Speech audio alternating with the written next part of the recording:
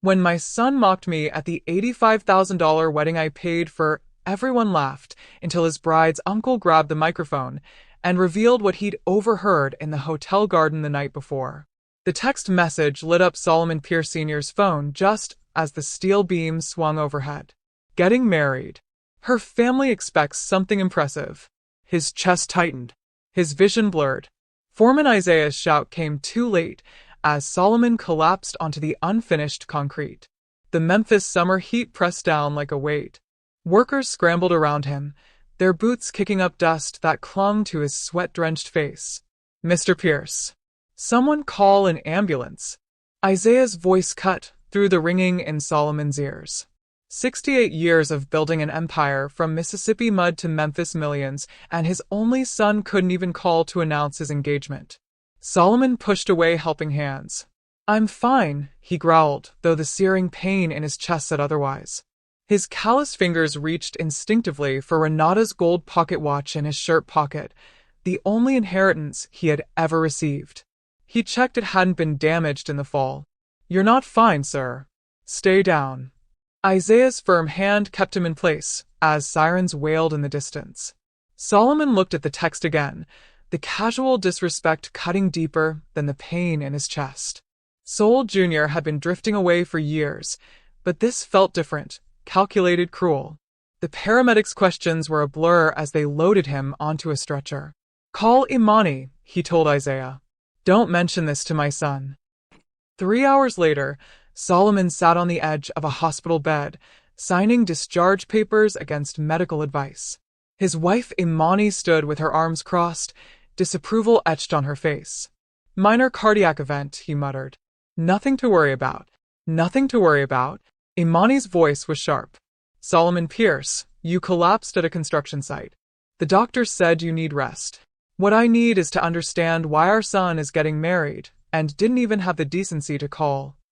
He handed the clipboard to the nurse and stood. "And what he means by her family expects something impressive." Imani's expression softened. "He's been distant since that promotion. Success changes people." Solomon laughed bitterly. "That wasn't success. That was a gift. Everything that boy has was given to him." The ride home passed in tense silence.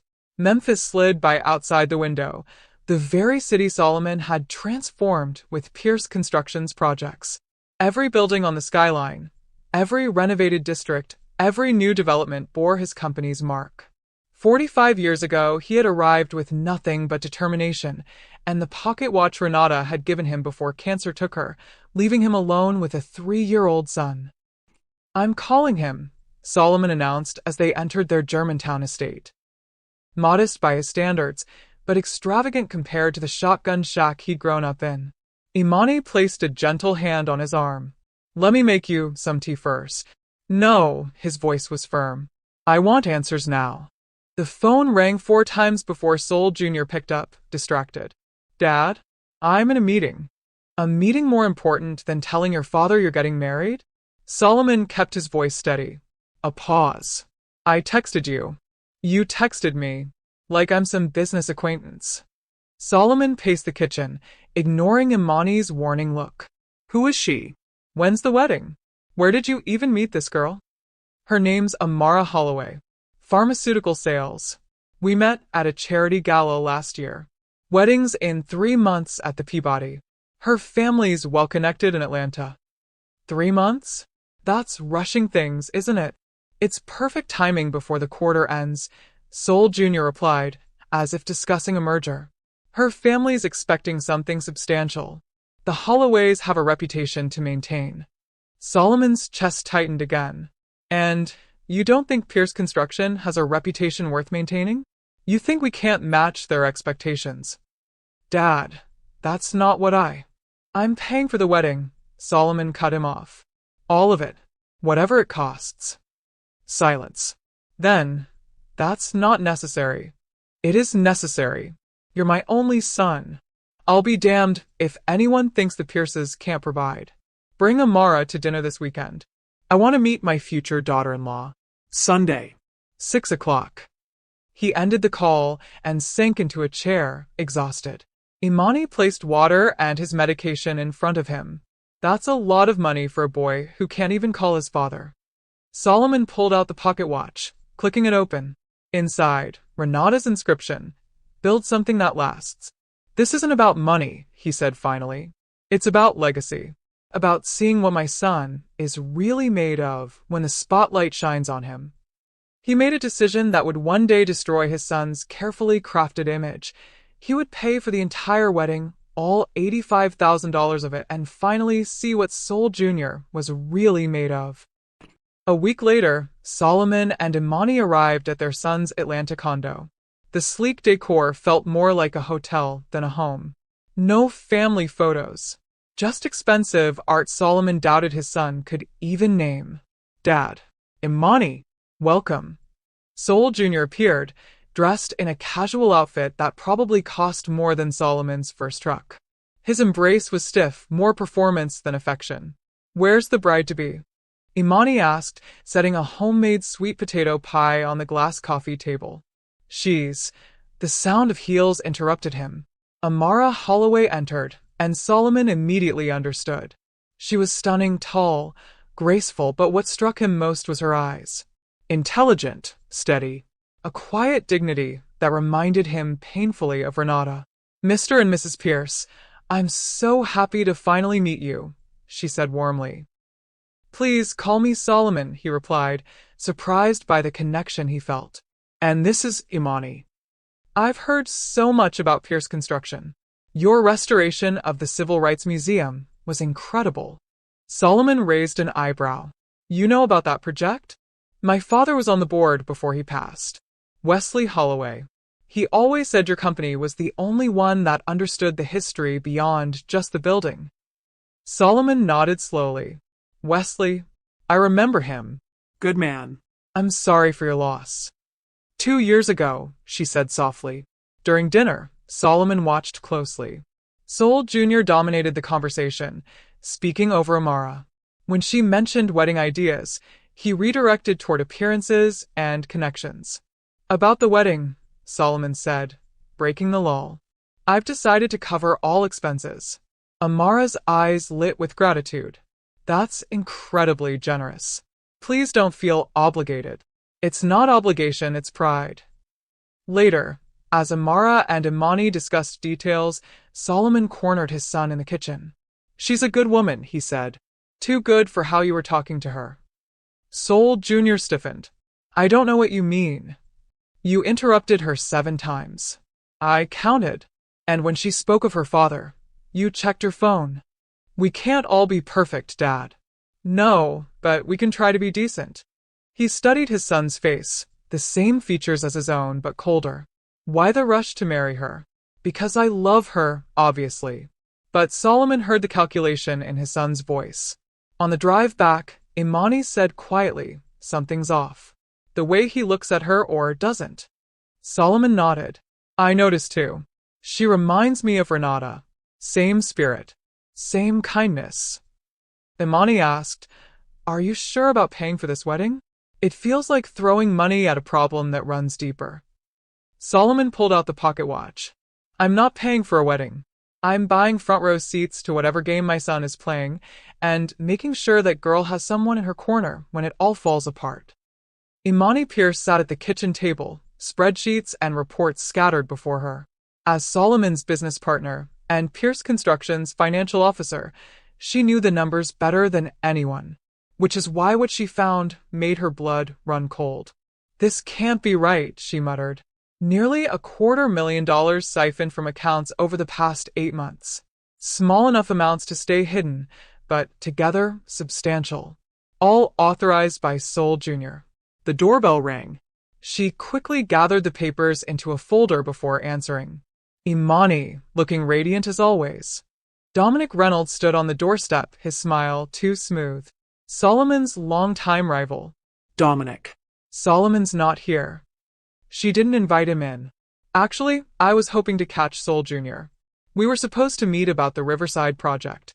Imani's guard shot up. "Junior doesn't handle Riverside. That's Solomon's personal project." "Must be a misunderstanding," Dominic replied casually. "Tell him I'll catch him at the dinner tonight." After he left, Imani called Solomon immediately. Dominic Reynolds just came by looking for Junior. Said they had a meeting about Riverside. That doesn't make sense, Solomon said slowly. Junior has no authority there. That's not all, Imani hesitated. I found financial discrepancies. Money moved between accounts, then disappearing. All signed off by him. How much? $250,000. Solomon exhaled. We'll confront him tonight. At the industry dinner.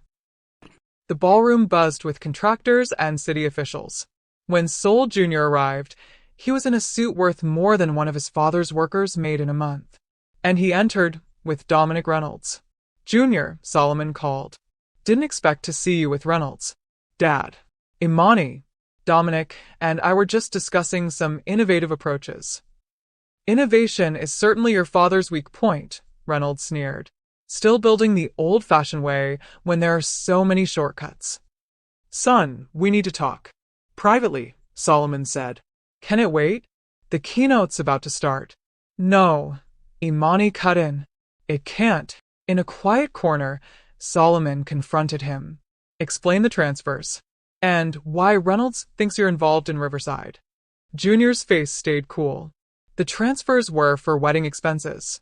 I was going to tell you. Without authorization? That's not how this company works. Your company, you mean? His mask slipped, bitterness showing.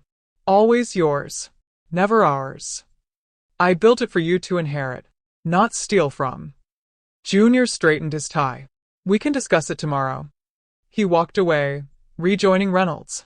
Imani's voice was low. He's lying. Those weren't wedding expenses. Solomon's eyes locked on the outline in his son's pocket. The gold pocket watch. Renata's. The one Solomon had given him at graduation. His son's hand rested on it like a talisman. No, Solomon said grimly. But we'll find out. That night, Solomon received a text from Amara. Thank you for your generosity. It means so much to have family support. Sol's been stressed about finances, though he won't admit it. Stressed about finances? Solomon showed Imani. With his salary? Unless he's spending far beyond it. Or gambling, she answered. Solomon stared at his own pocket watch, lying on the nightstand. Whatever game he's playing, he's using my money and my company's reputation. And I'll find out before he drags that girl down with him. Meanwhile, in Atlanta, Amara Holloway sat in her mother's sunlit kitchen. You're overthinking this, Amara said. Her mother, Brianna, set down the tea tray firmly. When your uncle comes from Chicago, it's never just tea. Especially not when he's questioning your rushed engagement. It's not rushed, Amara said quickly, though she knew 3 months from proposal to wedding was fast. And in a whole year, you've brought him to family dinner twice, Brianna countered. The doorbell rang. Judge Thaddeus Holloway filled the kitchen with his commanding presence. 62 years old, a federal judge, and fiercely protective of his niece. There's my favorite pharmaceutical genius, he said warmly. Once they were seated, he wasted no time. Tell me about this young man who's in such a hurry to join our family. Amara listed Sol Jr.'s resume, Morehouse graduate, executive, well-connected. But even to her own ears it sounded like credentials, not character. And you love him? The judge asked directly. Of course, she said quickly. Too quickly. He stirred his tea. 30 years on the bench. That wasn't convincing. Amara sighed. It's complicated. He's ambitious. Driven. That's not what I asked. Before she could answer, her phone buzzed. A text from Sol. Urgent paperwork for joint accounts, before the wedding. Thaddeus frowned. What paperwork is urgent on a Sunday afternoon? Later, over wine with her best friend Kendra, Amara confessed. He wants me to sign papers transferring my trust fund into a joint account. Says it's practical. Kendra nearly choked. The trust your father set up? That stays in your name? Absolutely not. Amara hesitated. He says marriage means sharing everything. Then why rush it before the wedding? Kendra shot back. And why was he rifling through your desk last month when you were in the shower? Amara froze. What? Kendra nodded. I saw him. He didn't know I was there. A chill ran through Amara. She raced home, straight to her desk. Her files were out of order. Someone had been through them. Her phone buzzed again. An incoming call. Emma. Then a text. Plans still on for tomorrow? Need confirmation before I move forward with Pierce Senior Distraction. Dr. Dominic Reynolds. Heart pounding, Amara searched Sol's gym bag. Beneath clothes, she found a burner phone. No pascode. Message after message. Company takeover. A's trusts the old man. The bedroom door opened. Sol Jr. stood there, eyes cold. Going through my things, Amara? That's not very trusting. Her voice was steady. Who's Dr.? A business associate. Give me the phone, babe. You're misunderstanding. She clutched it tighter. Business matters that involve my trust fund? That involved distracting your father? His mask slipped for a second. Something dangerous flashed in his eyes. You're just stressed, he said, his voice artificially calm. Amara slipped the phone into her pocket. You're right. We'll talk later. I promised Mom I'd help with wedding stuff. Of course, he smiled thinly. We'll sort this out tomorrow. But as she drove away, hands shaking on the wheel, Amara made two decisions. She would not be returning to that condo, and she needed to speak to Solomon Pierce Sr. immediately.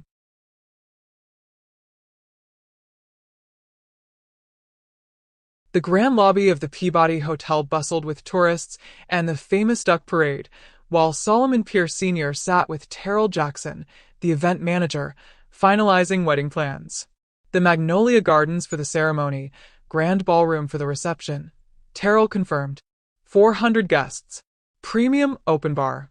Custom menu blending Memphis and Atlanta specialties. Solomon nodded. And a string quartet for the ceremony, jazz ensemble for cocktail hour, then the full band. This is one of our most elaborate weddings this year, Terrell observed. My only son deserves the best, Solomon replied automatically.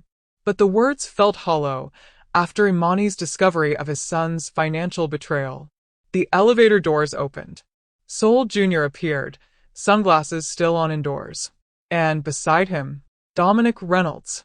Dad, Jr. said with surprise. Didn't expect to see you here. Finalizing details, Solomon answered evenly. He turned toward Reynolds. Didn't expect to see you either. Just giving your son some advice on marriage, Reynolds smirked. Been through 3 myself. Dominic is helping me with some ventures, Jr. explained vaguely. What ventures? Solomon asked sharply. Ones that involve Riverside? Jr.'s smile tightened. Just exploring options, Dad. Forward thinking. Solomon dismissed Terrell with a nod. When they were alone, his tone hardened. Whatever game you two are playing stops now. Reynolds has been trying to undermine my company for 20 years. And now he's using my son. Reynolds sneered. Junior has vision you lack. He sees the future. The future doesn't involve stealing from your family business, Solomon said. $250,000, Junior. Explain that. Business investments. The kind you're too conservative to make. With company money? Without authorization. I have signing authority. For legitimate expenses. Not personal schemes with my competitor. Reynolds patted Junior's shoulder. Let's continue this later. Always a pleasure, Solomon. He walked off, leaving father and son in a silent standoff. Whatever he's promised you, it's a lie, Solomon said quietly. Maybe the problem with Pierce Construction is too much loyalty, not enough profit, Junior snapped. While you build community centers at cost, Reynolds Development is expanding across 3 states. We build things that last, Solomon countered.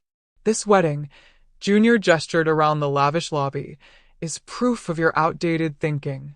All this money wasted on appearances, when it could be invested for real returns. Is that how you see marriage? An investment for returns? Solomon asked. Junior's mask slipped. It's a strategic partnership. Amara understands that. Does she? Solomon pressed. Does she know you've stolen company funds? That you're plotting with Reynolds? I've borrowed against my inheritance, Junior corrected coldly. And my fiancé understands ambition. Before Solomon could respond, his phone rang. Imani's urgent voice came through. Amara just called. She says she needs to talk to you. Something about Soul and Dominic. Where is she now? Solomon asked. Driving to Memphis. 3 hours out. Tell her to meet me at the office. And don't tell Junior she called. Solomon ended the call and turned back to his son. We'll continue this later. Junior barely looked up from his phone. Whatever. Just make sure they spell Amara's name right. As Solomon walked away, he overheard his son making another call. She's not answering. I don't know where she went. Yes, I'm handling it. No, my father suspects nothing. Solomon's hand went instinctively to Renata's pocket watch. Its weight had never felt heavier. Across the lobby, a distinguished man was watching the exchange closely. Judge Thaddeus Holloway, Amara's uncle. He had arrived a day early, specifically to observe his niece's fiancé. And what he saw confirmed his worst suspicions.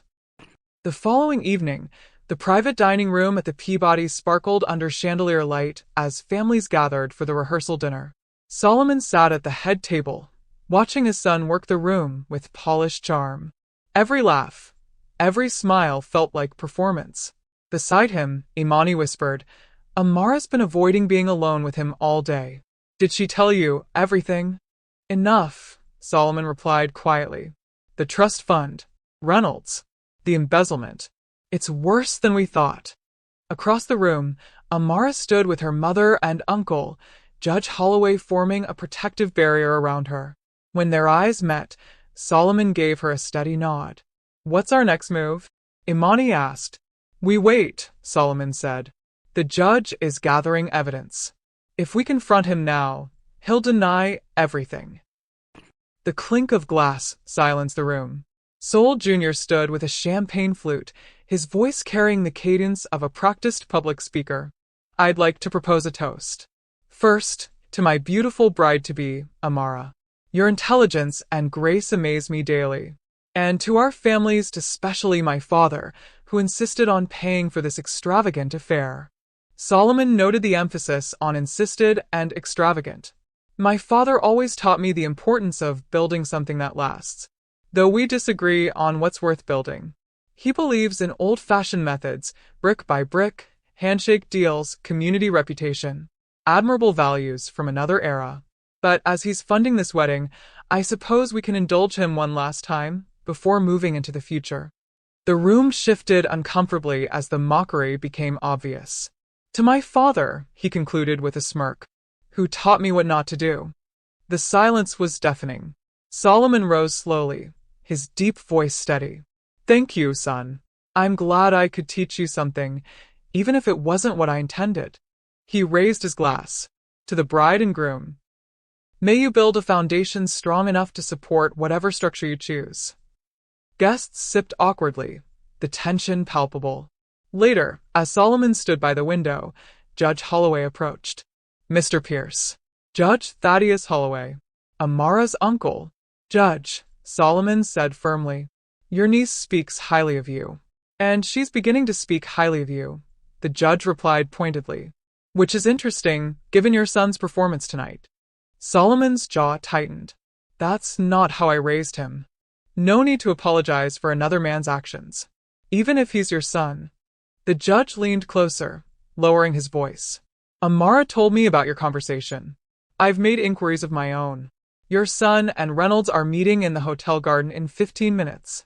I believe it will be educational for us both to hear what they say. As the dinner wound down, Solomon watched his son slip out to the terrace with a fake excuse.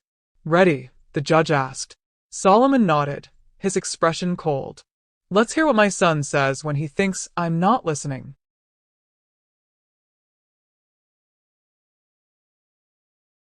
The night air carried the scent of magnolias as Judge Thaddeus Holloway and Solomon Pierce positioned themselves behind a topiary near the hotel garden's fountain. From there, they could hear everything. Reynolds lit a cigar. Everything set for tomorrow. After the ceremony, Pierce Construction's biggest clients will be signing with us. Your father's algorithms, his client list, they're worth more than the pocket change you've been skimming. Solomon's fists clenched. Thaddeus placed a hand on his arm, urging restraint. What about Amara? Reynolds asked. You secure that trust fund yet? Junior shifted uneasily. Working on it. She's being difficult. You said this would be easy, Reynolds hissed. That trust fund is our startup capital. Without it, we're over-leveraged. I'll handle her, Junior snapped. Once we're married, I have legal options. Reynolds exhaled smoke. You'd better. Investors are waiting, and your gambling debts don't help. Solomon's chest tightened. Gambling debts? That's under control, Junior insisted. The last withdrawal from Pierce Construction covered most of it. $250,000 covers nothing when you owe $1 million, Reynolds snapped. Your offshore poker habit is a liability. Once I have Amara's trust, we'll clear it. $5 million liquid. 7 in securities. And once Reynolds Pierce launches, my father's company will collapse. Reynolds crushed his cigar underfoot. Tomorrow night, after the ceremony, bring me the trust documents and the client database. By the time Solomon realizes, his company will be worthless. As Reynolds walked away, Junior stayed behind, dialing his phone. His voice turned sweet. Hey babe, just checking on you. Don't forget those trust documents tomorrow. Love you. The moment he hung up, he dialed again. His tone shifted, cold and sharp. Double my usual bet on tomorrow's game. Use the offshore account. By this time tomorrow, I'll have millions.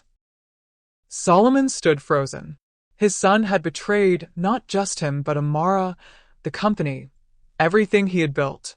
Judge Holloway's voice was low, steady. This isn't family disagreement anymore. This is criminal. He's my son, Solomon whispered. And she's my niece, the judge countered. And I won't let him destroy her. They walked back toward the hotel, heavy with what they'd just heard. Judge, Solomon said quietly, tomorrow Amara will need someone to walk her down the aisle. Her father is gone. Would you consider? Actually, Thaddeus interrupted, she already asked if you would. Solomon stopped in his tracks. Me? She said you remind her of her father. Principled. Authentic. For the first time in days, Solomon felt a flicker of pride mixed with sorrow. Dawn broke over Memphis. Solomon stood at his window, Renata's watch open in his palm. The inscription caught the light. Build something that lasts. 35 years since her death, and still, her words guided him. On his dresser sat another watch, the one Junior had pawned for gambling debts. Solomon had quietly bought it back the night before. Today, he would give it to Amara. You haven't slept, Imani said gently, adjusting his tie. How could I? Our son's getting married today while planning to destroy everything. Judge Holloway has a plan, she reminded him. We stick to it. And if it fails, we face it together. Solomon embraced her, drawing strength from her steadiness. Across town, in the bridal suite, Amara sat surrounded by bridesmaids. She looked serene, though inside, her heart raced. Her phone buzzed. A message from Sol Jr. Don't forget the trust documents. But in her bag, she carried only copies, legal traps designed by her uncle. Her mother entered with a small velvet box. Solomon Pierce is here. He wants to see you. Amara nodded. The room cleared. Solomon entered, dignified in his tuxedo but with eyes heavy from a sleepless night. You look beautiful, he said softly. Thank you for walking me down the aisle. It would have meant everything to my father. I brought you something. He handed her the velvet box. Inside lay the recovered pocket watch. It belonged to Renata, my first wife. I gave its twin to Junior, but he pawned it. Amara's eyes darkened with understanding. My uncle told me about everything. You don't have to go through with this, Solomon said gently. We can stop it now. Amara shook her head. No. Let them think they've won. Let them incriminate themselves. Solomon studied her with respect. Renata would have been proud of your courage. Tell me about her someday, Amara said. I'd like that. Ready to give the performance of your life. She took his arm. Ready. Minutes later, across the hotel, Junior met with Reynolds one last time. Everything set with the bride? Reynolds asked. Junior handed him a USB drive. Pierce Construction's entire database, worth millions. And the trust fund? She's bringing it after the ceremony. By tomorrow, Reynolds Pierce will be official, and your father's empire will be dust. They raised their glasses, unaware the door hadn't fully shut, and Judge Holloway stood outside, recording every word. The bridal suite was quiet now. Amara checked her reflection one last time. Solomon stood beside her, Renata's original watch in hand. Her last words to me, he said softly, were build something that lasts. I built a company with integrity. I thought I raised a son with the same values. I was wrong. You succeeded with the first, Amara said gently. Your company stands strong. And today, so do you. She opened her purse, handing him the watch he'd given her earlier. Hold this for me. I don't want anything of Junior's with me today. Instead, Solomon pressed his own watch into her palm. Take mine. Let it be yours something old. A reminder that integrity outlasts deception. Tears welled in her eyes. Thank you. Another knock at the door. The coordinator called. Everyone's ready. Solomon offered his arm. Shall we? Amara slipped her hand into his. Promise me you'll stand beside me when it all falls apart. I promise. Together they walked toward the garden, toward 400 guests rising to their feet, toward Sol Jr.'s falsely beaming face. The music swelled. Amara whispered only to Solomon, ready to end this charade and start rebuilding. The magnolia gardens glowed in the late afternoon light as Solomon and Amara reached the end of the aisle. 400 guests rose to witness a union that would never be completed. Who gives this woman to be married? The officiant asked. Her mother, and I do in her father's memory, Solomon answered. The words carried a double truth. Judge Holloway caught Solomon's eye from across the aisle, nodding subtly. Behind him, 2 men in dark suits waited, federal agents, ready for what was to come. The vows began. Junior went first, his voice smooth, rehearsed. Amara, from the moment we met, I knew you were the perfect partner for the life I envision. Your intelligence, your connections, your grace, everything complements my ambitions. Together, we'll build a legacy that overshadows anything before us. Even here, his words revealed his transactional view of marriage. Then it was Amara's turn. Her voice was steady, her eyes locked on his. Solomon, I stand here today with clear eyes, fully aware of who you are. I promise to honor truth above all else, to value authenticity over appearances, to ensure that justice forms the foundation of our union. And most of all, I promise that today will reveal exactly what each of us deserves. Gasps rippled through the crowd. Junior's smile faltered for the first time. The rings were exchanged. The officiant declared them husband and wife. Junior kissed her quickly, guiding her possessively toward the exit. The music swelled as the couple led the recessional. Guests applauded, unaware of the storm about to break. The grand ballroom glittered with crystal and candlelight. Guests dined on lavish courses, but Solomon's eyes never left his son. Between forced smiles and whispered urgencies, Junior kept checking his phone. Reynolds sat nearby, smug. He's anxious, Imani whispered, wondering why she hasn't signed anything yet. Judge Holloway said he'd witness any signing, Solomon replied. Junior won't get her alone. Dessert was cleared. The wedding planner stepped forward. Time for speeches. First, the groom. Applause. Junior rose, taking the microphone with confidence. Thank you all for sharing this day, he began. Especially those who traveled from Atlanta. And of course, my parents, without whom this celebration wouldn't be possible. My father insisted on paying for everything. Laughter rippled, though beneath it mockery. My father always taught me about investment. He prefers bricks and mortar, community projects, reputation. Admirable values from another era. I, however, see the future in more liquid assets. The room shifted uneasily. Dad, I want to thank you for finally opening your wallet. Your generation built foundations. Mine will build empires on top of them. The words hung heavy in the silence. Now it was Solomon's turn. He declined the microphone, his voice carrying naturally. When my son was born, his mother left him a legacy, a gold pocket watch engraved with the words, "Build something that lasts." I built a company on those words. And today, I'm reminded that the most important things we build aren't structures of steel and stone, but truth and character. Sometimes, the family we choose proves stronger than the family we're born into. Before Junior could react, Judge Holloway rose unexpectedly. His commanding presence silenced the room. "As uncle of the bride, I ask for a moment," he said. The planner handed him the microphone reluctantly. Thaddeus faced the crowd. "For 30 years as a federal judge, I have seen many forms of deception. Rarely have I witnessed betrayal as calculated as what surrounds this wedding. Solomon Pierce Jr. has been recorded plotting with Dominic Reynolds to steal proprietary information from Pierce Construction. He embezzled $250,000 to cover gambling debts. And he sought to gain control of my niece's trust fund through fraud." Gasps filled the ballroom. Guests turned, eyes wide.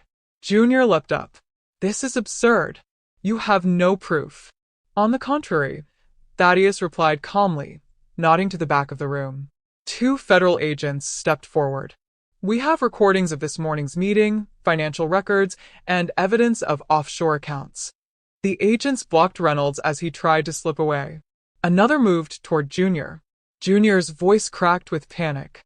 "Amara, you knew? This whole ceremony was a setup." Amara slid the wedding ring from her finger and placed it on the table. "Better an ugly truth than a beautiful lie." "You bitch," he spat, lunging toward her. But Solomon moved faster, stepping between them.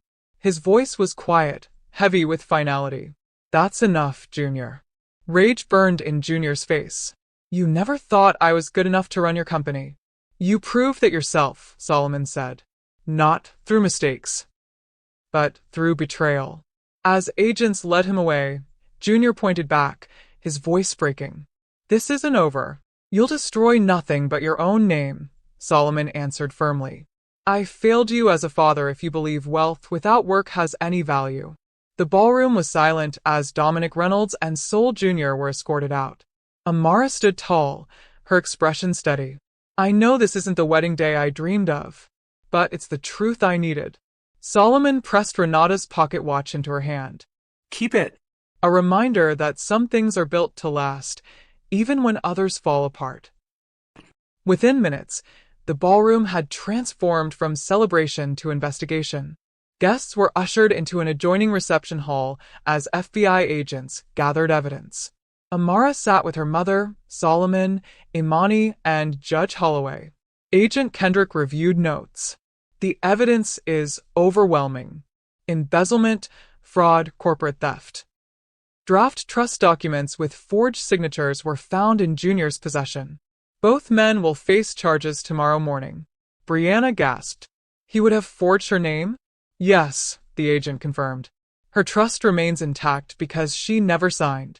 Solomon sat quietly, the weight of it all pressing down.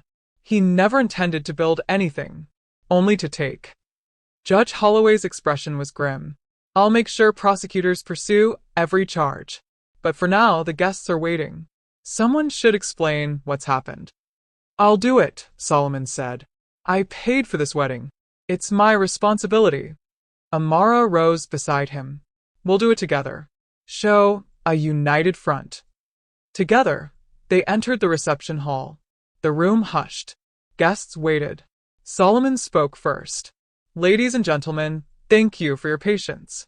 What you witnessed today was not the wedding we hoped for, but it revealed truths that needed to be seen.